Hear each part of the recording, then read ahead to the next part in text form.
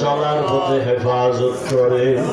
আয় আল্লাহ, এই ময়দানে আপনার মুহাব্বতের কি কোনো গোলাম নাই?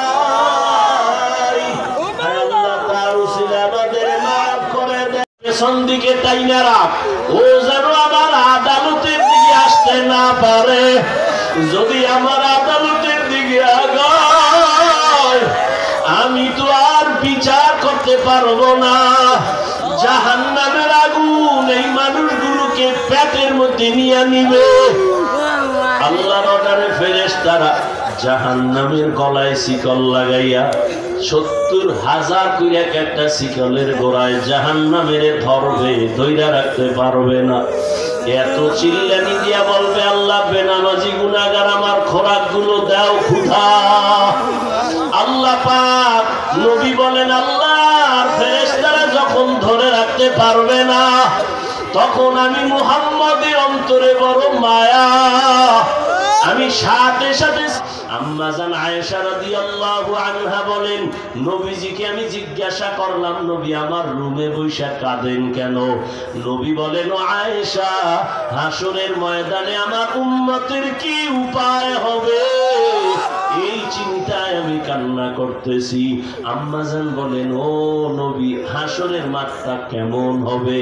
নবী বলেন, আয়েশা, এই জমিনটা হবে কিয়ামতের মাঠ, আরাফার ময়দান হবে আল্লাহর বিচারালয়, আদালত। এই দুনিয়ায় তো বড় বড় মাস্তান তো চলে গেল, আল্লাহর কোরআনের একটা ভুল বের করতে পারে নাই, নবীর একটা কথা মিথ্যা প্রমাণ করতে পারে নাই। আল্লাহর নবী বলেন, ওই হাদিস এখনো আছে, কোরআন এখনো আছে। আম্মা জান আয়েশাকে নবী বলেন, কিয়ামতের ময়দান এমন এক অবস্থা হবে, পুরো জমিনটা সমান হবে। সূর্যটা এখন তো বিজ্ঞানীরা বলে জমিন থেকে 9,30,00,000 মাইল উপরে। কিয়ামতের ময়দানে আল্লাহ অর্ডার করবে, সূর্য নিচে নেমে আয়, তোর যত মুখ আছে নিচে কর, যত তাপ আছে তাপ জমিনে ছাড়। সূর্যের তাপে জমিনটা পুরিয়া তামা হয়ে যাবে। স্বর্ণ হবে না কেন? জমিনটা পুরিয়া রূপা হবে না কেন? পিতল হবে না কেন? মুফাসসিরিনে কেরাম বলেন, স্বর্ণ, রূপা, তামা, পিতল এগুলো হবে না। জমিনটা তামা হওয়ার কারণ, তামার ধাতুর মধ্যে একটা গুণ আছে, স্বর্ণের মধ্যে নাই, রূপার মধ্যে নাই। বলে কি? স্বর্ণের এক মাথা গরম হলে ভিন্ন মাথা গরম হয় না, রূপার এক অংশ গরম হলে অন্য অংশ গরম হয় না। কিন্তু তামা এমন একটা ধাতু, এক পার্শ্বে গরম হয়ে গেলে পুরাটাই গরম হয়ে যাবে। আল্লাহ যখন বলবে, সূর্য তুই মনের মতো তাপ দিতে পারো না, আজকে সব তাপ ছাইড়া দে। সূর্যের এমন তাপ শুরু হয়ে যাবে, জমিনটা তামা হয়ে যাবে।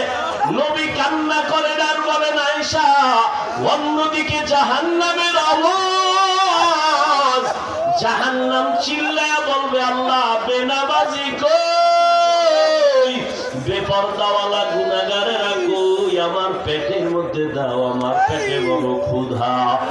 আল্লাহ বলবে, জাহান্নাম একটু অপেক্ষা কর, আমি বিচারটা শেষ করে নেই, তারপরে তোর খোরাক আমি দিতেছি। নবী বলেন, জাহান্নাম থামে না, তখন আল্লাহ অর্ডার দিবেন, এই ফেরেশতারা জাহান্নামের গলার মধ্যে ৭০,০০০ শিকল লাগাইয়া বাঁধো। এক একটা শিকলের গোড়ায় ৭০,০০০ ফেরেশতা ধর, কইরা ভালো কইরা পেছন দিকে টাইনা রাখ, ও যেন আমার আদালতের দিকে আসতে না পারে। যদি আমার আদালতের দিকে আগায়, আমি তো আর বিচার করতে পারবো না। জাহান্নামের আগুন এই মানুষগুলোকে পেটের মধ্যে নিয়ে নিবে। আল্লাহর অর্ডারে ফেরেশতারা জাহান্নামের গলায় শিকল লাগাইয়া ৭০,০০০ কইরা একটা শিকলের গোড়ায় জাহান্নামের ধরবে, ধইরা রাখতে পারবে না। এত চিল্লানি দিয়া বলবে, আল্লাহ বেনামাজি গুনাহগার আমার খোরাকগুলো দাও ক্ষুধা। আল্লাহ পাক নবী বলেন, আল্লাহর ফেরেশতারা করতে পারবে না। তখন আমি মুহাম্মদের অন্তরে বড় মায়া, আমি সাথে সাথে সিজদায় পড়ে বলবো, আল্লাহ জাহান্নামের ফিরাও, আমার উম্মত মনে হয় ধইরা ফালাইবে, ফিরাও, আমার উম্মত যেন জাহান্নামের আগুনে না যায়।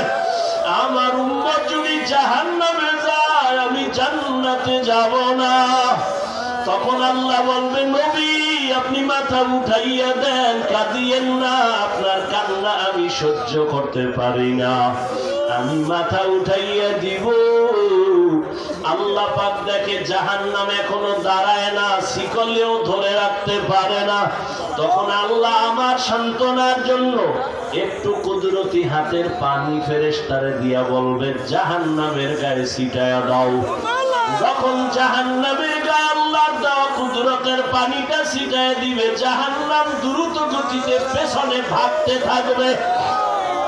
ফেরেশতারা বলবেন, আল্লাহ এতক্ষণ আমরা 70,000 শিকল লাগাইয়া যেই জাহান্নামের ধরে রাখতে পারি না, তুমি এমন কি বরকতের পানি দিছো যে জাহান্নাম এখন নিজে নিজে পেছনে দৌড়ায় ভাগতেছে? কারণ কি? এটা কি জমজমের বরকতি পানি? না কি এটা কাউসারের পানি? না এটা কি আবে হায়াতের পানি? না এটা দুনিয়ার বরকতের কোনো পানি? না তোমার বৃষ্টির পানি? না কোনো সমুদ্রের পানি? আল্লাহ বলবে, ফেরেশতা এই পানি জমজমের পানিও না, কাউসারের পানিও না, এই পানি আবে হায়াতের পানিও না, এই পানি দুনিয়ার কোন সমুদ্রের পানি না, বৃষ্টির পানি না। আল্লাহ বলবেন, আমার মায়ার নবীর গুনাহগার উম্মতের চোখের পানি দুনিয়াতে আমার মায়ার নবীর উম্মতেরা গুনার কথা স্মরণ করে কাঁদত। মানুষ যখন ঘুমায় যাইত আমার আশিকের কান্না শুরু হয়ে যাইত। গভীর রাতে সিজদায় করে বলতো, দয়ার মালিক আমার মতো গুনাহগার এই জমিনে আর কেউ নাই। গুনার কারণে আমার হাত না পাক, আমার চোখ না পাক, আমার জিহ্বা না পাক, আমার অন্তর না পাক। আয় আল্লাহ, তোমার দেওয়া সূর্যের আলো, পানি, বাতাস সব নিয়ামত খাইয়া তোমার নাফরমানি করেছি। আজ আমি গুনার কারণে মনে হয় আমার জাহান্নাম ছাড়া উপায় নাই। আমার গুনার খবর আমার মাও জানে না, বাবাও জানে না, ভাই বোন স্ত্রী পরিবারের কেউ জানে না। আমার গুনার খবর আমার মা বাবাই যদি জানতো, লাথি মেরে ঘর থেকে বের করে দিত। আমার গুনার খবর যদি আমার স্ত্রী জানতো, আমাকে স্বামী বইলে গ্রহণ করত না। আমার গুনার খবর যদি আমার সন্তান জানতো, কোনদিন আমাকে বাবা বলতো না। ও দয়ার মালিক যে তুমি কত দয়ার মালিক, তুমি আমার সব গুনার খবর জানো। ও আল্লাহ, যুবকের আমার মাওলারে ডাকতে দুই ফোঁটা চোখের পানি চাও, আর গুনার কত স্মরণ করে ক্ষমা চাও।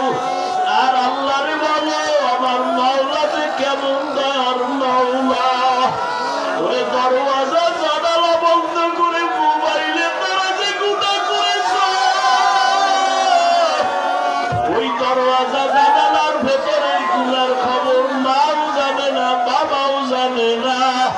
ওরে আমার মাওলারে ফাঁকি দিতে পারো নাই রে বাবা। আরে তোমার গুনার খবর যদি মা জানতো, ঘর থেকে বের করে দিত।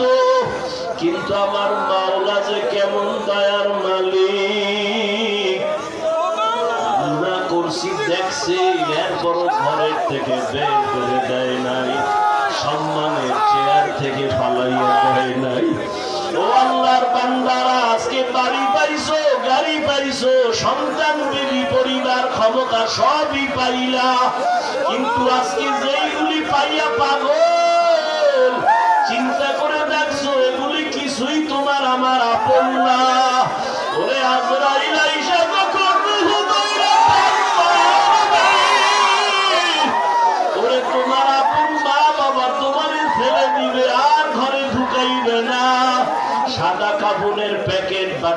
কবরের দেশে পাঠাইয়া দিবে। এতদিন যে মা বাবার জন্য এত পাগল হইলাম, কেউ আমার সাথে যাবে না। আমি আস্তে আস্তে দেখি আমার বন্ধু নাই, আমার পাশের লোকগুলো সব আলাদা হয়ে গেল। এক পর্যায়ে আমার সদাকে মুড়িতে চাইয়া আমারে পান বাগানে নিয়ে রওনা। ওই কবরে অন্ধকার ঘর, বাতি নাই, কোনো সাথী নাই। ওই কবরে পাড়াইয়া পাড়াইয়া মাটি দিয়া সবাই চলে গেল, আমি এখন একা। আমার ডানে মাটি, বামে মাটি, সামনে পেছনে উপরে নিচে মাটি। কই আমার বাড়ি, কই আমার গাড়ি, কই আমার সন্তান, কই আমার মা বাবা, কই আমার ক্ষমতার চেয়ার, কই আমার সম্মান। এখন এই অন্ধকার কবরে দুইজন ফেরেশতা চলে আসবে প্রশ্ন করার জন্য। রবের পরিচয় দাও, ধর্মের পরিচয় দাও, রহমতের নবীর পরিচয় দাও। আমি যদি মাওলারে না চিনিয়া কবরের বিছানায় যাই, ওরে গুনাহগার বেনামাজি তখন বলবে হা হা লা আদরি, হা হা লা আদরি, হা হা লা আদরি। আফসোস, আমি কিছুই জানি না, কিছুই জানি না, কিছুই জানি না। আমার রবকে আমি চিনি না, আমার ধর্ম কি জানি না, মুহাম্মদ নবীকে আমি চিনি না। নবী বলেন সাথে সাথে আমার মাওলা রাগান্বিত কুদরতি আওয়াজ দিবেন। আল্লাহ বলবেন ফেরেশতা, এর সাথে আর ভালো ব্যবহার করার কোনো সুযোগ নাই। এই বান্দারে আমি দুনিয়াতে কত আদর করছি, আমি আল্লাহ কত নিয়ামত খাওয়াইলাম। আমার দেওয়া জমিনের ফসল খাইলো, গাছের ফল খাইলো, নদীর মাছ খাইলো, একবারও শুকর আদায় করে নাই। বরং আমার নাফরমানি করেছে, আলেম ওলামারা বুঝাইলো, বুঝে নাই, বিরোধিতা করেছে। এখন আর সুযোগ দেওয়া হবে না, এর জাহান্নামের শিকল লাগাও, কবরের ভেতরে জাহান্নামের বিছানা দাও। আল্লাহ রাগান্বিত হয়ে বলবে নাফরমানের ধর, কবরের ভেতরে জাহান্নামের আগুন লাগায় দাও। আল্লাহ রাগান্বিত হয়ে বলবে ও কবরের মাটি, এই গুনাহগারের দুই পার্শ্ব থেকে জোরে জোরে চাপ দাও। এমন জোরে দুই পাশের মাটি চাপ দিবে, সহ্য করতে পারবি রে যুবক। একটা মশার কামড় সইতে পারো না, বেতের বাড়ি সইতে পারো না, সূর্যের গরম সহ্য করতে পারো না। দুইটা নিয়ে কবরে গেলে কেমনে মাটির চাপ সহ্য করবা? ওরে আল্লাহরে এখনো বন্ধু বানাও, আল্লাহর খাঁটি ওলি, আল্লাহ যারা উলামায়ে কেরামদের বন্ধু বানাও। এখনো সময় আছে, তওবা করো আর আল্লাহকে বলো মাওলা গুনাহ আর করবো না, নামাজ ছাড়বো না, বেপরদায় চলবো না, দাড়ি কাটবো না। আমার মাওলার আযাব বড় কঠিন। আল্লাহ এজন্য বলেছেন মুসলমান না হইয়া মরণ বরণ করিও না। এখনো সময় আছে, তওবা করে নেও। স্কুলে পড়ো, কলেজে পড়ো, চাকরি করো, ব্যবসা করো, তওবা করো আর নামাজ ছাড়বা না, দাড়ি কাটবা না, বেপরদায় চলবা না। মা বাবার দোয়া নিয়া, উলামায়ে কেরামের দোয়া নিয়া, শিক্ষক মুরব্বীদের দোয়া নিয়া নবীর তরিকায় চলবা। আল্লাহর কাছে দুই ফোঁটা চোখের পানি ছেড়ে দাও। যদি কান্না না আসে, মনে করিও গুনার কারণে দিলটা পাথর হয়ে গেছে, আল্লাহ বেজার হয়ে গেছে। এখনো সময় আছে, আল্লাহকে বলো আল্লাহ দিলটা নরম বানায় দাও। ওরে ডানে বামে দেখো, তোমার মতো কত গোলাপের চোখে পানি, তোমার আমার চোখে কেন পানি নাই? গুনার কারণে আল্লাহ বেজার। ওরে কান্নাওয়ালার কাছে হাতটা বাড়াইয়া দোয়া চাও আর বলো ও কান্নাওয়ালা ভাই, আমার জন্য একটু দোয়া করেন। আমার গুনার কারণে আমার কলবটা পাথরের মতো শক্ত, আমার চোখে পানি আসে না। দোয়া কান্নাওয়ালার দোয়া ফেরত যাবে না। আল্লাহর কাছে তওবা করো, মরিয়াও গেলে আর নামাজ ছাড়বা না, গুনাহ নিয়ে কবরে যাইবা না। যদি তওবার নিয়ত হয় দুটো হাত আমার আল্লাহকে দেখাইয়া দাও। আয় আল্লাহ, হাতগুলো কবুল করে নেন, তওবা কবুল করে নেন। আয় আল্লাহ, তওবার উপরে মজবুত হইয়া চলার তৌফিক দান করেন, আমিন। আলহামদুলিল্লাহি রাব্বিল আলামিন। والصلاة والسلام على سيد الأنبياء والمرسلين وعلى آله وأصحابه أجمعين يا أرحم الراحمين يا أرحم الراحمين يا أرحم الراحمين رب ارحمهما كما ربياني صغيرا رب ارحمهما كما ربياني صغيرا এ জীবনে না করিলাম বন্দেগি গুনাহ করে কাটাইলাম জিন্দেগি তওবা করে আবার তওবা ভাঙ্গিলাম